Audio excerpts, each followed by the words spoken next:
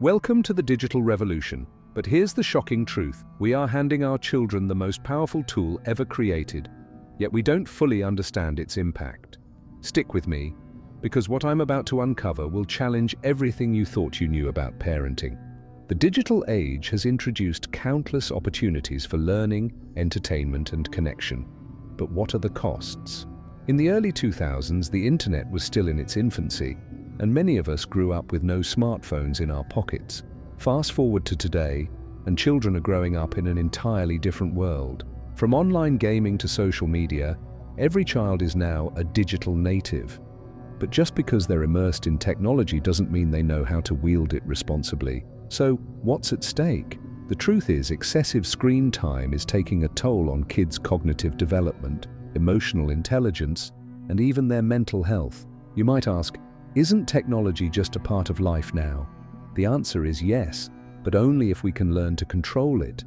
The brain is being rewired by constant dopamine hits, social media comparisons, and the pressure to be constantly connected. Are we creating a generation of kids who are constantly distracted, or will they rise above it? Research reveals that over 50% of children report feeling anxious about missing out on social media, with some teens spending up to 9 hours per day online.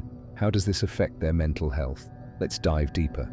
What if I told you that screens are literally changing your child's brain? What if the way they think, process information, and even feel emotions is being reprogrammed by a device they're glued to?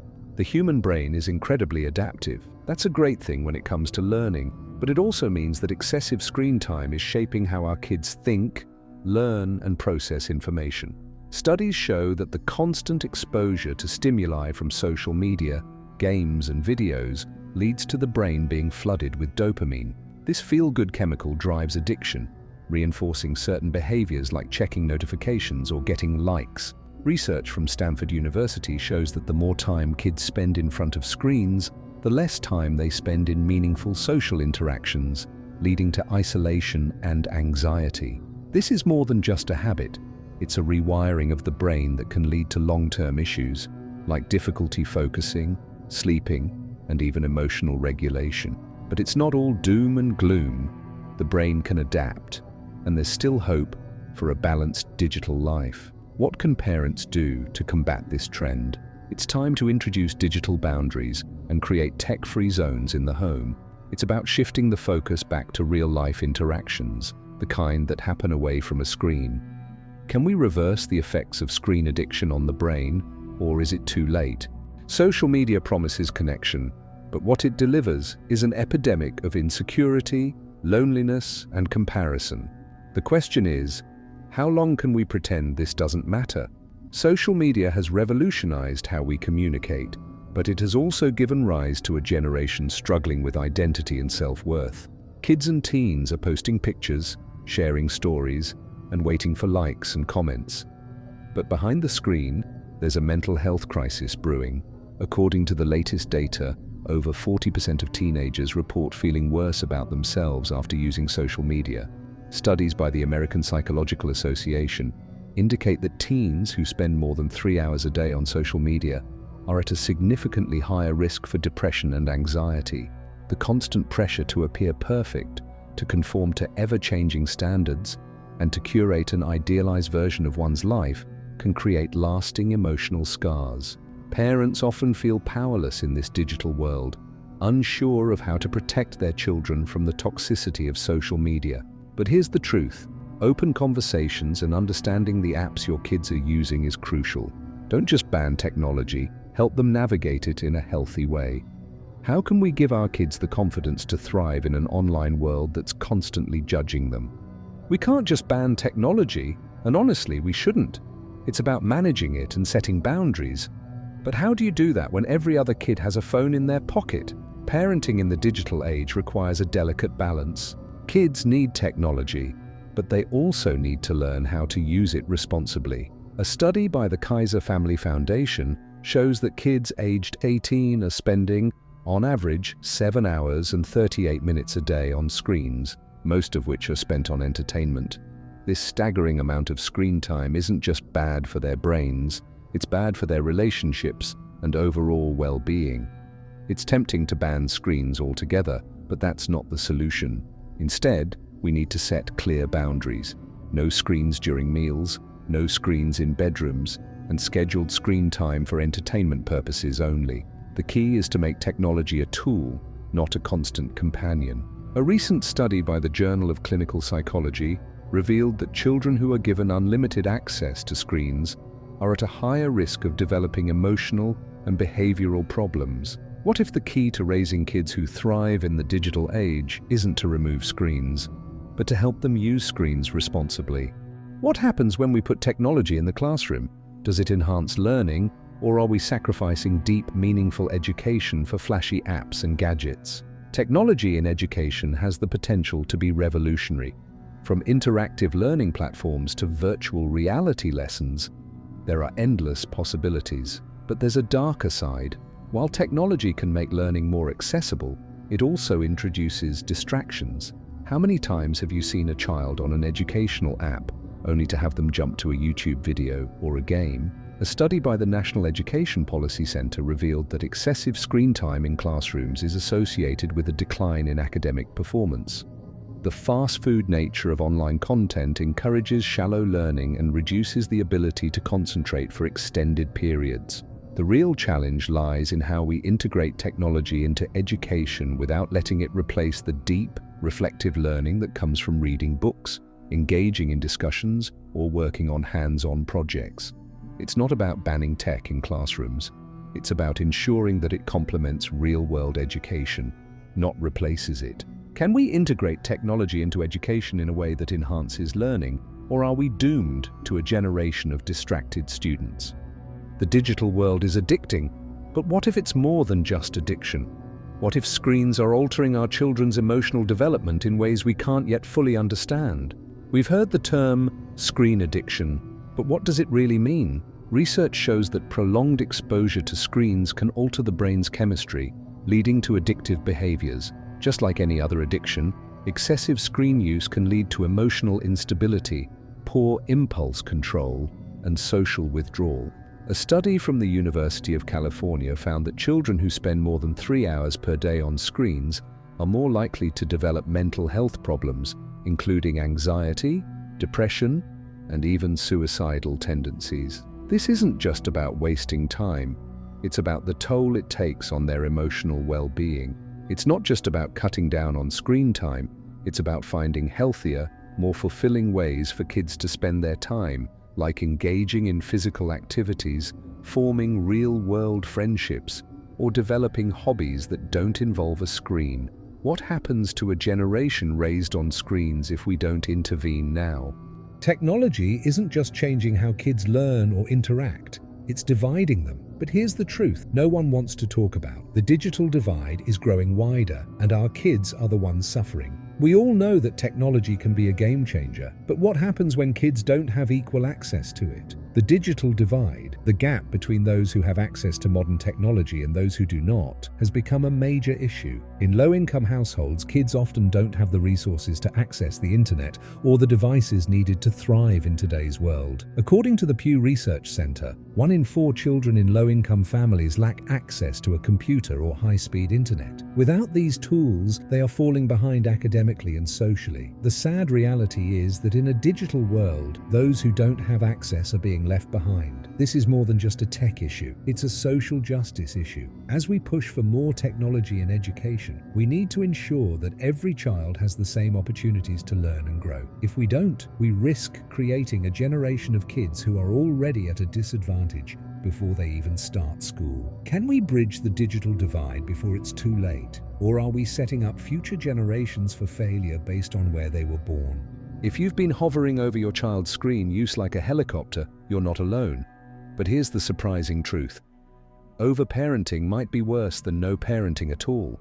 The world has changed, and so has parenting. The rise of technology has made us hyper-aware of what our kids are doing online. But there's a fine line between being protective and being overbearing.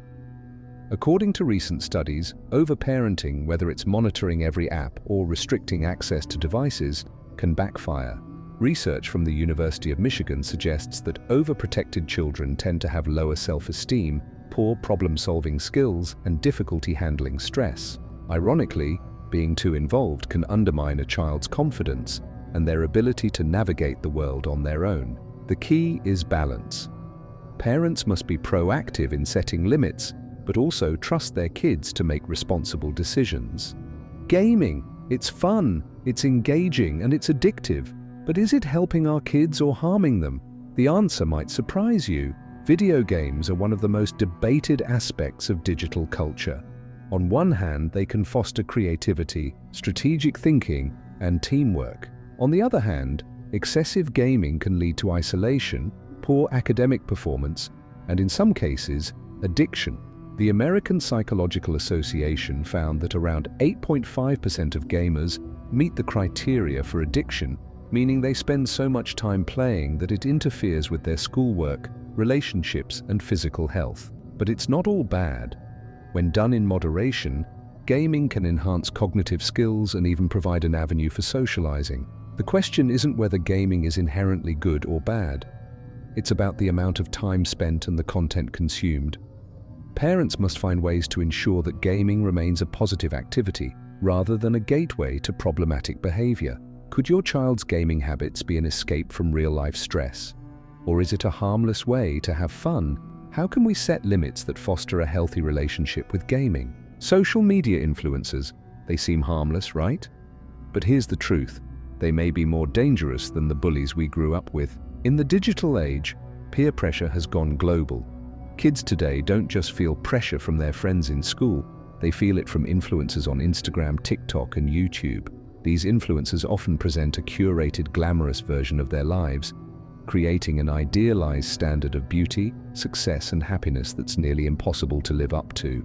A recent study by the Royal Society for Public Health found that Instagram and Snapchat are the worst social platforms for young people's mental health. The constant pressure to look perfect and be popular has led to a surge in body image issues, depression, and anxiety. As parents, it's important to help kids see the difference between real life and what's portrayed online. Influencers may seem like friends, but the truth is, they are often selling a product or an image. It's crucial to teach children to question what they see online and to understand that no one's life is as perfect as it seems. How do we combat the influence of influencers who are shaping our kids' self-image and expectations? Can we teach them to think critically about the content they consume? Cyberbullying is one of the most insidious dangers of the digital age. You may never even know it's happening, but your child might be suffering in silence. Cyberbullying is on the rise, and it's affecting kids younger than ever. With social media providing an anonymous platform for bullying, children are facing harassment, exclusion, and even threats, often without any immediate intervention. The problem is that cyberbullying doesn't stop at the school bell. It follows kids home 24/7 through their devices. According to a 2022 study by the Cyberbullying Research Center, nearly 1 in 5 students report being cyberbullied. The effects can be devastating. Anxiety, depression, and even suicidal thoughts are far more common among victims of cyberbullying.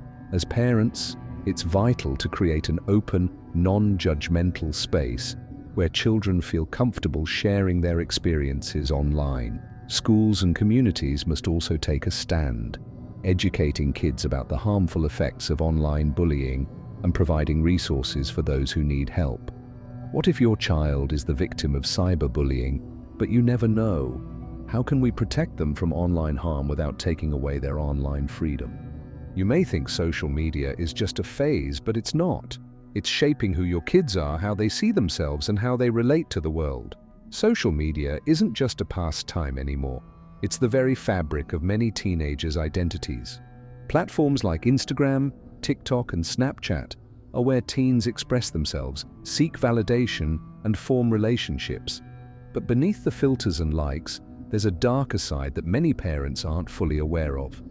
Studies show that teenagers who spend more than 3 hours per day on social media are at a much higher risk for mental health problems, including anxiety, depression, and eating disorders.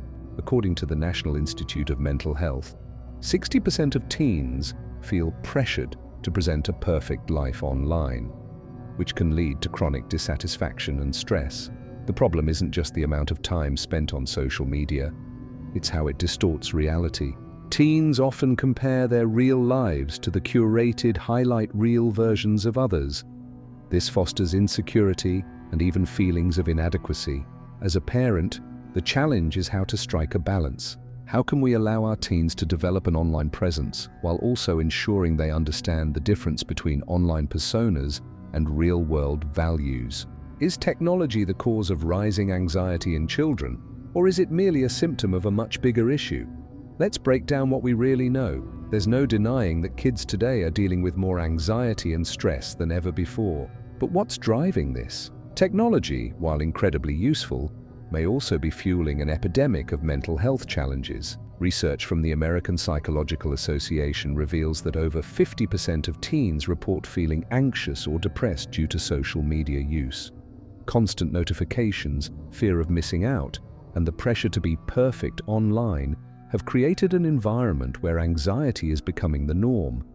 It's not just social media. Screen addiction, video gaming, and online isolation are all contributing to mental health struggles. Kids who are glued to their screens are less likely to engage in physical activity, which is crucial for mental well-being. Furthermore, spending time online rather than in face-to-face interactions can leave them feeling disconnected and lonely. The reality is that this generation may be the first to grow up with technology ingrained in every aspect of their lives, but at a high emotional cost. If parents don't intervene, we could see the mental health crisis escalate even further. How do we help our kids find balance in a world that's pushing them to be constantly connected at the expense of their emotional health? Games are fun, but they are also a tool for addiction. Are we letting our kids slip into a virtual world that's far too difficult to escape from? Video games are undeniably popular, but in some cases, they have evolved from a fun pastime to a dangerous addiction. The rise of online multiplayer games like Fortnite and Call of Duty has led to an unprecedented amount of time spent in virtual worlds. What starts as a casual game can quickly turn into a full-fledged obsession. According to the World Health Organization, gaming disorder is now officially classified as a mental health condition. Around 2 to 3% of gamers worldwide show signs of addiction, which includes neglecting real-world responsibilities, social isolation, and intense withdrawal symptoms when not playing. This problem is particularly concerning because gaming often targets young minds with its immersive graphics, social interactions, and reward systems. It becomes a cycle. Kids spend hours immersed in these virtual worlds, not only neglecting schoolwork, but also physical activity and social relationships. As parents, it's critical to understand the signs of addiction and intervene before things get out of hand. It's also important to set limits on screen time and encourage healthier hobbies that don't involve screens. Are we aware of how easy it is for kids to fall into the trap of gaming addiction, and how can we prevent it without taking away something they love?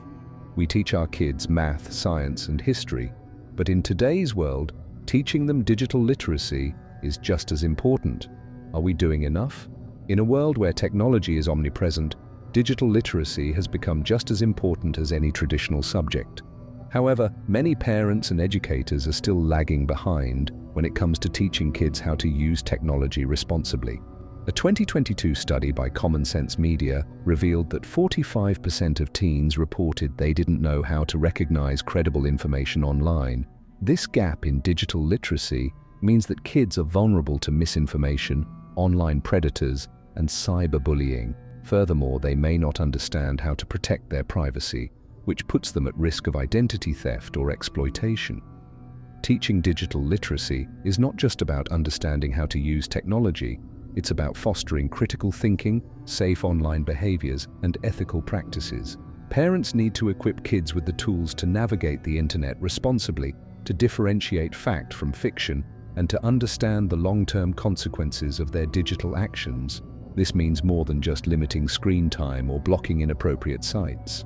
It involves teaching kids about privacy settings, online reputation, and the impact of their online actions. In the age of social media, kids need to know how to be active, informed, and safe digital citizens. How can we prepare our children for the digital future? while also making sure they know how to use technology ethically, safely, and responsibly. In this final segment of the video, we turn our attention to the future. What lies ahead for our children in a world increasingly driven by screens and technology? The digital landscape is changing rapidly, and with it, the future of our children. A recent study predicts that 65% of children entering elementary school today will eventually work in jobs that don't even exist yet. The pace of technological advancement, artificial intelligence, robotics, and virtual reality is transforming not only the workforce, but also the way children experience the world. The technology that surrounds our kids now will likely double in its impact by the time they reach adulthood. But are we preparing them adequately? Many fear they will be unprepared for careers that haven't even been imagined. How do we teach them the skills necessary for jobs that require adaptability, critical thinking, and emotional intelligence? The answer isn't to limit technology, but to embrace digital literacy. It's essential to teach children how to critically assess information, use technology responsibly, and understand its broader implications. This isn't just about screen time. It's about creating a generation that knows how to navigate a constantly evolving digital world. Another challenge is the emotional resilience needed in a tech-driven society. Studies show that social media, constant notifications, and digital overload can exacerbate mental health issues. Kids today face digital pressure at levels we've never known before. 51% of teens report feeling overwhelmed by their digital lives, which could only worsen as technology becomes more integrated. As parents, our job isn't to fight technology, but to teach our children how to balance their digital and real-world interactions. They must learn how to disconnect, set boundaries, and focus on offline relationships. In the end, the future is both digital and human. The question remains, are we preparing our children to thrive in it?